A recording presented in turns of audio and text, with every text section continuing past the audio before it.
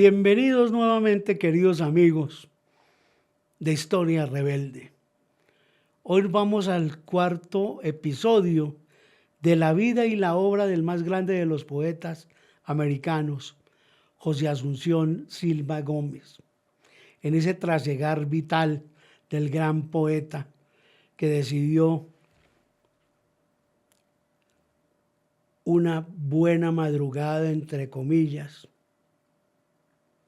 ajustar su vida para elevarse a las estrellas. 26 de mayo de 1896. Casualmente estamos hoy conmemorando esa época aciaga. Hoy 26 de mayo de 2026. Pero sigamos. Habíamos dicho cómo Silva regresa a Cartagena con mi abuelo, ¿sí? Y emprende ese camino hacia Bogotá. Mi abuelo se queda en Cartagena, asumiendo ya su rol como director de aduanas. Pero, y al mismo tiempo, mi abuelo encuentra al amor de su vida, como lo fue mi abuela, Teresa Díaz Granados Rodríguez y de la Torre.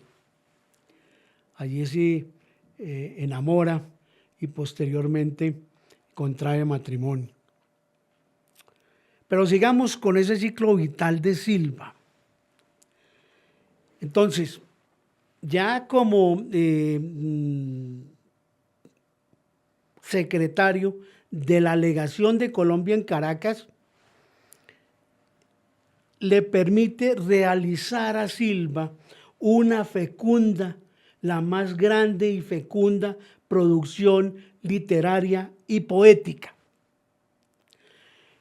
Es así que con permiso de la Cancillería embarca en La Guaira en el vapor Amerique, un bergantín, y regresa precisamente al país para publicar sus nuevas obras y de paso inaugurar con sus socios Roberto Suárez Lacroix, mi tío Roberto, Hernando Villa, Jorge y Carlos Holguín Mayarino, ambos presidentes de la República. Y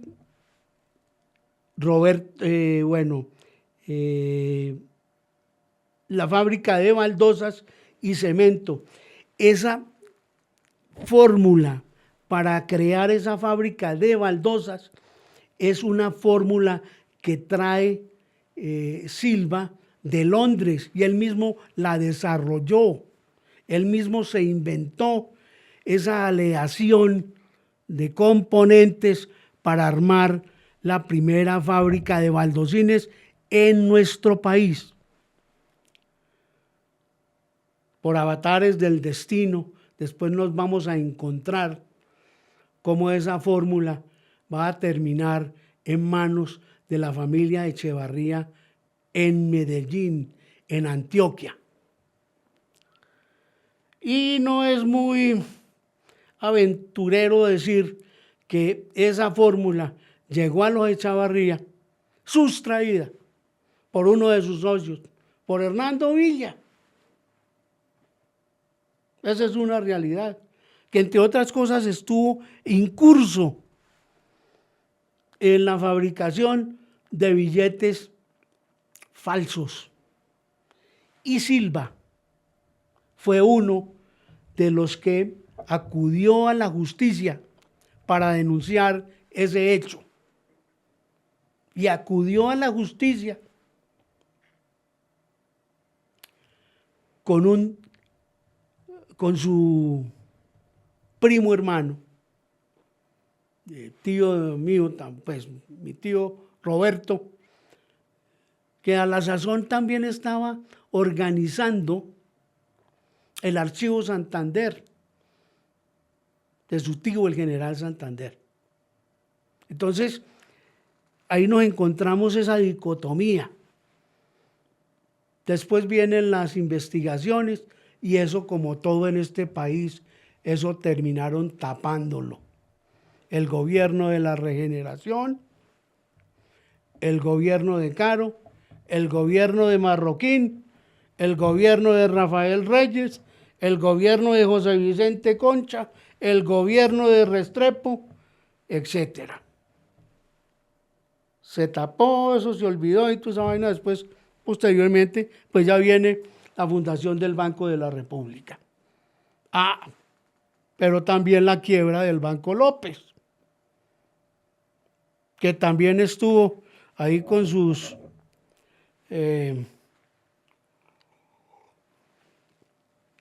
conexiones en esos billetes, pero eso será otra historia.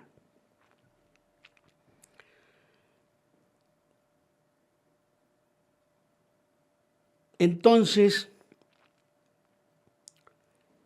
José Asunción, que venía en ese bergantín, naufraga con pérdida total de todos los manuscritos en bocas de ceniza, los cuentos negros, ¿sí?, originales de sus novelas cortas, los originales, que nunca pudo rehacer. Se perdió lo mejor de mi obra, balbucea constantemente cuando es botín del infortunio. Mis abuelos, José Asunción Suárez Lacroix y Teresa Díaz Granados y Rodríguez Torices, entre otras cosas, son primos, cada uno por su lado de Silva, ¿sí? Lo rescatan y lo llevan inicialmente para su casa en Barranquilla. Y no es que Silva estuviese en Barranquilla, no, está ahí 2 días en Barranquilla. No como lo dice mi buen amigo, o lo escribió mi buen amigo Juan Gustavo Cobo Borda, que permaneció 2 meses en Barranquilla. No fue en Barranquilla, fue en Cartagena, en casa de mis abuelos en Cartagena, ahí en el centro amurallado. Y lo llevan donde permanece un par de meses, encerrado en silencio, aislado, con una profunda depresión.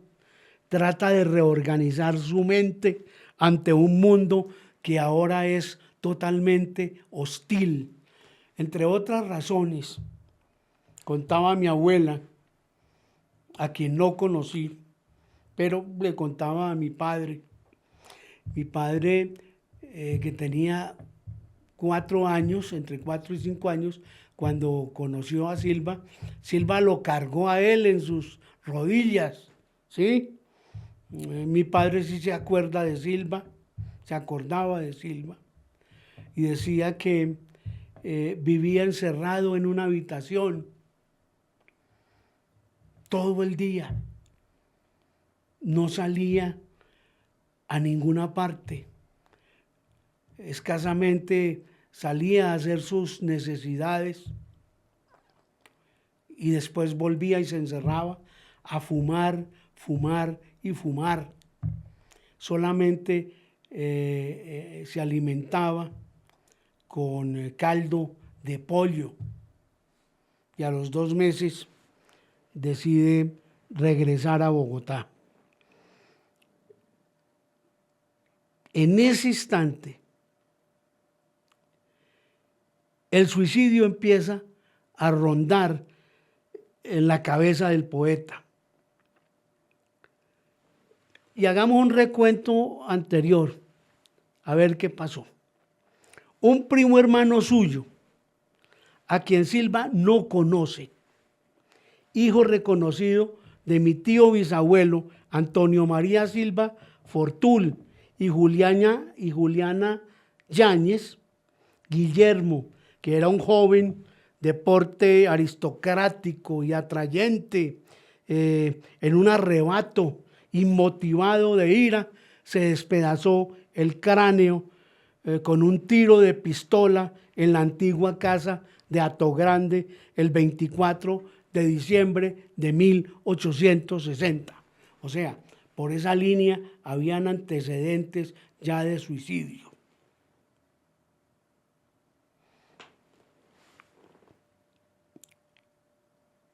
Se despedaza el cráneo precisamente cuando veraneaba en la hacienda de Atogrande, que era la hacienda de la familia, una de las haciendas de la familia.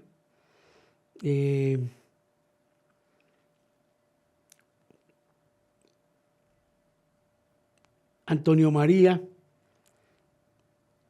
junto a mi bisabuelo Diego, vienen a ser dobles primos del general Francisco de Paula Santander, y uno de los hijos de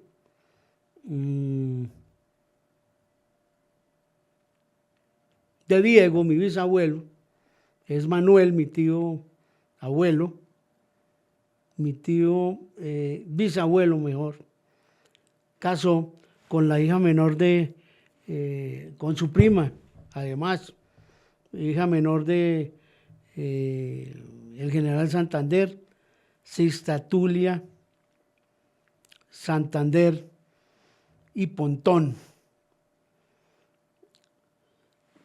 ¿Qué perdió Silva en ese naufragio? Perdió los 12 cuentos negros, los cuentos de razas, las meditaciones filosóficas, los artículos de crítica y las poesías que el autor había dividido en 4 secciones. Una eran los sitios, otra eran los versos para ella, la otra sección era para los niños y la psicopatología. Se sabe también de la pérdida de un manuscrito titulado un ensayo en perfumería. De toda esa obra, Silva solo reconstruye la novela de sobremesa. Y eso, reconstruir lo que uno ha escrito, es muy complicado. Y esa fue otra de las razones por las cuales Silva, con todo este acervo documental perdido, ¿sí?, decide ponerle fin a sus días. De los poemas conocidos hoy, por ejemplo, hay unas copias en Bogotá o están publicados en algunos periódicos. Los demás se pierden en la niebla del tiempo. Y ahora vamos al teatro de los acontecimientos, de la tragedia per se, que me lo cuenta muy detalladamente en escrito inédito sobre el poeta Luis Cuervo Márquez, copia enviada a su hermano Carlos, que actualmente y por fortuna está en mi poder. Narra ese acontecimiento de la siguiente manera. Son las 7 de la mañana del domingo 24 de mayo de 1896. La negra Mercedes, a quien Silva cariñosamente le dice la negra, entra a la habitación para despertarlo con el café matinal. Allí lo encuentra tendido en la cama, recostado en varias almohadas y tapado hasta la cintura, la cabeza ligeramente inclinada sobre el hombro izquierdo. Según Cuervo Márquez, viste la camisa de dormir conservando el pantalón negro a finas rayas blancas, las medias punzó de seda y los zapatos charolados. Con este traje lo pusimos en el ataúd, prosigue. El arma, El viejo revólver Smith y Wesson yace sobre el lecho al alcance de su mano. Sobre la mesa de noche se encuentra El triunfo de la muerte, de D'Annunzio. Comenzamos hace 4 programas, hablamos de eso, ¿sí? Algunas revistas, el manuscrito de sobremesa y un cenicero repleto de cigarrillos turcos. Se cree que su muerte ocurre alrededor de las 3 de la mañana. Para que el disparo no se oiga, Silva ahoga la detonación y envuelve el revólver con las mantas antes de disparar. Un hilo de sangre que cae de la cama al suelo es el único vestigio de la tragedia que un poeta ha vivido en esa solitaria y oscura habitación de lo que hoy es la calle 14, entre Carreras, Cuarta y Quinta. Es lo que es actualmente hoy la Casa de Poesía Silva. Hacia las 8 se hace el levantamiento del cadáver, diligencia en la que actúa de improvisado secretario nada más ni nada menos que Domingo Esguerra, quien había estado con la familia la noche anterior, amigo, pues por supuesto, de la familia, y quien escribe también el acta de defunción. El fotógrafo español Esperón toma la foto del rostro de Silva, difunto, tan hermoso y lleno de serena paz, y le hacen la mascarilla mortuoria de la que habla el poeta e historiador Cornelio Hispano. Hasta hoy perdida, una mascarilla que dice hasta hoy perdida. En el relato de Cuervo Márquez. Esa mascarilla, mis queridos amigos, yo sé quién la tuvo, quién la vendió y quién la tiene. Y esto no ha sido publicado, pero lo voy a dar como primicia en nuestro programa de Historia Rebelde. Esa mascarilla la tuvo Juan B. Pérez y Soto, el famoso marchand colombo panameño, que entre otras cosas fue uno de los que vendió los primeros legajos del Archivo Santander, que el connotado historiador Ernesto Restrepo Tirado sustrajo y los puso en remate, y este caballero los compró. Posteriormente los remató en Nueva York, y el gobierno venezolano compró ese legajo, esos legajos que hoy figuran con el título de Los papeles del Libertador en Caracas.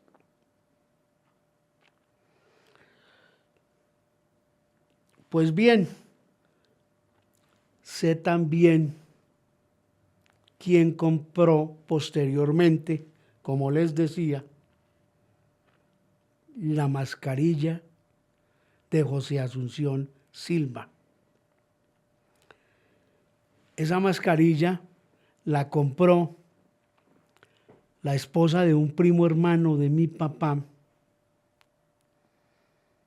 hijo del tío Roberto, que lo hemos nombrado tantas veces, Roberto Suárez Lacroix. Diego Suárez Costa y Miranda casa con una de las, en esa época estaba catalogada la mujer más adinerada, más rica de los Estados Unidos, que se llamaba Evelyn Marshall Field, dueña de la famosa cadena de almacenes Marshall en los Estados Unidos y una de las principales accionistas del New York Times. Casó con un primo hermano de mi papá, Diego Suárez Costa y Miranda. en 1930. Diego Suárez Costa, para una información, digamos, adicional, es bisnieto del precursor don Francisco de Miranda y Rodríguez. Como les comentaba, hijo de Roberto Suárez Lacroix y de la condesa de Costa Verona, María Adelaida Costa y Miranda. Pues esa mascarilla en 1930 fue adquirida por los Suárez Costa y Miranda y Evelyn Marshall Field. Pero sigamos con el relato de nuestro amigo. La cabeza ladeada sobre el hombro no la pueden enderezar. Entonces, para colocarlo en el féretro y para lograrlo tienen que cortar mejor un tendón del cuello. El entierro se ha fijado para las 3 de la tarde. 4 amigos cargan el cajón de la casa de la Candelaria de Silva, y esos 4 amigos son Clímaco Soto Borda, Federico Rivas Frade, primo de Silva también, por lo Frade, Julio Flores, el gran poeta, y José Lizardo Porras. En la puerta está doña Úrsula Gómez de Villar, hermana gemela de la madre del poeta, de quien les hablé 2 programas atrás, quien exclama con una voz que todos escuchan: maldito, ¿en qué situación nos has dejado? El cortejo, encabezado por doña Vicenta y por Julia Silva, se dirige a la gobernación, en donde se halla la oficina médico-legal. Allí se le practica la autopsia. Los suicidas no tienen derecho a misa, dice el arzobispo de Bogotá, Bernardo Herrera Restrepo. Luego, ese séquito se enrumba hasta el cementerio de los insensatos, así se les dice, un feo lugar situado cerca del cementerio central, un potrero, mejor dicho. En este último reposan durante algún tiempo, después es rescatado y llevado casi que a hurtadillas a una urna de mármol blanco, al lado de los de su hermana Elvira, y son depositados allí. Entre otras cosas, ese mausoleo es de uno de sus tíos, de Joaquín Suárez Fortul, que había sido muerto en la Guerra Civil de 1861. Actuaba bajo los órdenes de Mosquera en el famoso encuentro de Chapinero Alto.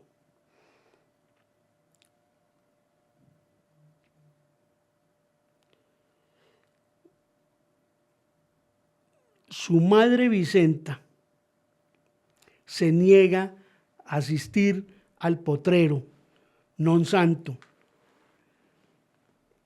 y sale pues con esta belleza.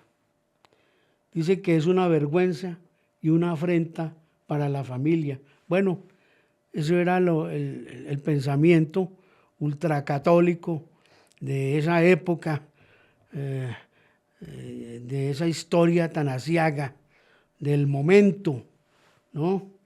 Ella balbucea esto en la puerta de la gobernación. En ese sentido, ella no asiste al entierro de su hijo. La verdad es que es muy lamentable eso, tremendamente doloroso. Y yo agregaría, en honor de mi ilustre antepasado, el egregio bardo, que también dentro de lo humano le han quedado a aquel arbitrio destino unos cuantos amigos espirituales y generosos que se reúnen periódicamente en torno de su memoria, en el ambiente del cenáculo donde él ha difundido al calor de su inteligencia y de su palabra sus poemas.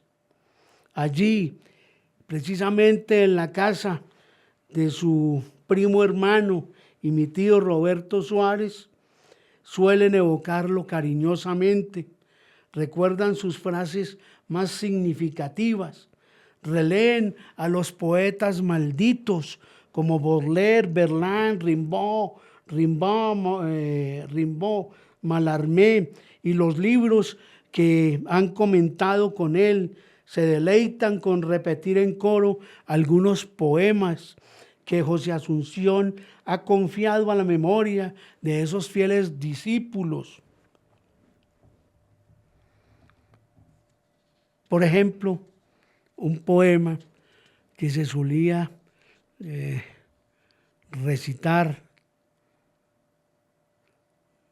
era Midnight Dreams, que es de los poemas que más me gusta de José Asunción Silva. A ver si me acuerdo.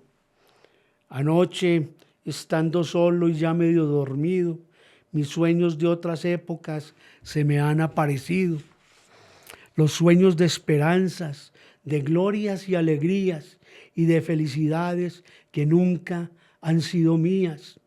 Se fueron acercando en lentas procesiones y de la alcoba oscura poblaron los rincones. Hubo un silencio grave en todo el aposento y en el reloj la péndola detúvose al momento. La fragancia indecisa de un olor olvidado llegó como un fantasma y me habló del pasado. Vi caras que la tumba desde hace tiempo esconde y oí voces oídas, ya no recuerdo dónde. Los sueños se acercaron y me vieron dormido, se fueron alejándose sin hacerme ruido y sin pisar los hilos sedosos de la alfombra, se fueron deshaciéndose y hundiéndose en la sombra. Ese era Silva, inmenso, grande, maravilloso, sepultado en tierra no sagrada, en el lugar destinado a los sacrílegos que se atreven a atentar contra su propia vida. Como última despedida, no recibe flores el poeta, sino un puñado de cal que antes de sellar el ataúd le lanza en la cara el enterrador. Sin embargo, mi desdichado tío ha escrito la obra poética más importante de Colombia hasta hoy. Ha iniciado la poesía moderna en el país, que bien puede dividirse en antes y después de él. Honor y gloria para José Asunción Silva. Nos vemos, queridos amigos, en el próximo programa para desencadenar una serie de hechos a posteriori de la desaparición y documentos inéditos que voy a mostrar de la vida y la obra de José Asunción Silva. Les envío un abrazo cariñoso, afectuoso a nuestros queridos internautas de Colombia, América y Europa. Historia Rebelde los espera para su próxima emisión. Enhorabuena a todos.